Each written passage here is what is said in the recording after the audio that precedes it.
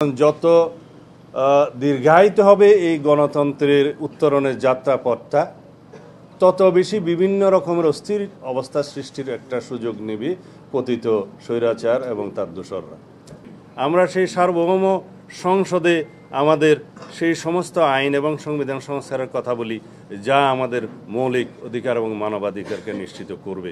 তা আমি আহ্বান জানাবো আমাদের সকল রাজনৈতিক গণতান্ত্রিক শক্তিকে, সকল সামাজিক শক্তিকে এবং বাংলাদেশের সকল সচেতন নাগরিকদেরকে, যাতে আমরা এই বিষয়ে ঐক্যবদ্ধ হই এবং এই বিষয়ে সোচ্চার হই এবং এই বিষয়টা আমরা জাতির সামনে বলতেই থাকি যে আপনারা গণতান্ত্রিক রাজনৈতিক সরকার প্রতিষ্ঠার জন্য, আমাদের প্রতিনিধিত্বশীল জাতীয় সংসদ প্রতিষ্ঠার জন্য যত দ্রুত সম্ভব গণতান্ত্রিক প্রক্রিয়াকে ত্বরান্বিত করুন। এবং সেই দায়িত্ব বর্তমানে বাংলাদেশের মানুষ গণ অভ্যুত্থানের মধ্য দিয়ে, অন্তর্বর্তীকালীন সরকারের প্রতিষ্ঠার মধ্য দিয়ে তাদের উপরে ন্যস্ত করেছে। এবং আমরা এখন যদিও ইনিয়ে বিনিয়ে তাদের পক্ষ থেকে আশ্বস্ত হয়েছি যে তারা ডিসেম্বরের মধ্যে জাতীয় সংসদ নির্বাচনের জন্য তাদের সমস্ত কর্মকাণ্ড সাজাচ্ছেন, কিন্তু সেই কর্মকাণ্ডগুলো প্রকাশিত নয়। সেই কর্মকাণ্ডগুলো জনসমক্ষে প্রকাশিত এবং দৃশ্যমান হতে হবে যে আমরা আসলেই সেদিকে যাচ্ছি কি না। কারণ যত দীর্ঘায়িত হবে এই গণতন্ত্রের উত্তরণের যাত্রাপথটা, তত বেশি বিভিন্ন রকমের অস্থির অবস্থা সৃষ্টির একটা সুযোগ নেবে পতিত স্বৈরাচার এবং তার দোসররা। সেই সময়টা যাতে দীর্ঘায়িত না হয়, সেটাই হচ্ছে আমাদের প্রস্তাব। এখন অনেকেই বলে, আমি বিভিন্ন পত্রিকার বিভিন্ন রিপোর্টে, সোশ্যাল মিডিয়াতে পত্রিকা দেখি যে ওনারা শুধু নির্বাচন করছেন এবং সংস্কার ছাড়া নির্বাচন। সংস্কার তো আমরা চাই, আমরাই সবচাইতে আগে সংস্কার প্রস্তাব দিয়েছি।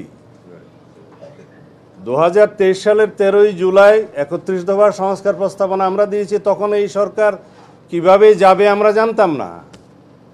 আমরা প্রস্তাব দিয়েছি ফ্যাসিবাদের পতনের পরে আমরা যারা ফ্যাসিবাদ বিরোধী সংগ্রামে লিপ্ত আছি, ফ্যাসিবাদ বিরোধী গণতান্ত্রিক সংগ্রামে আমরা যদি জয়ী হই, তাহলে আমরা সবাইকে নিয়ে সেই সংস্কার প্রস্তাবগুলো বাস্তবায়ন করব। একটি সমৃদ্ধ গণতান্ত্রিক রাষ্ট্র বিনির্মাণের জন্য সমস্ত রাষ্ট্রীয় কাঠামোগুলোকে আমরা গণতান্ত্রিক সংস্কার করব।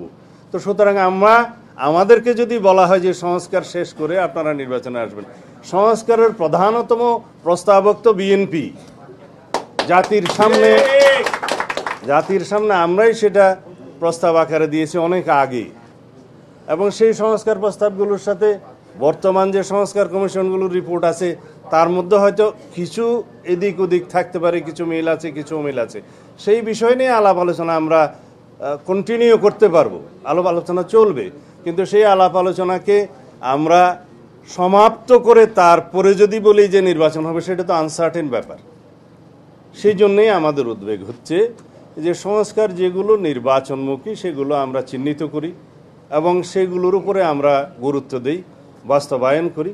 যে সমস্ত সংস্কার প্রস্তাবগুলো নির্বাচনের জন্য আমাদের আগে বাস্তবায়ন করা দরকার, সেটার ভিতরে একটা জাতীয় ঐক্যমত সৃষ্টি হোক এবং সেগুলো আমরা বাস্তবায়ন করি।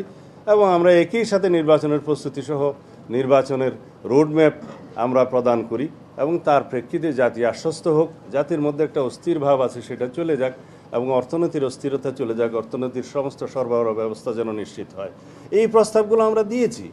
কিন্তু এখানে আমাদের যত দিন যাচ্ছে তাতে আমাদের মনে হচ্ছে যেন গণতন্ত্রের উত্তরণের এই যে যাত্রাপথ, এইটাকে যেন আরও বেশি দীর্ঘায়িত করা যায়, সেই জন্য কিছু কূটকৌশল প্রণয়ন করা হচ্ছে।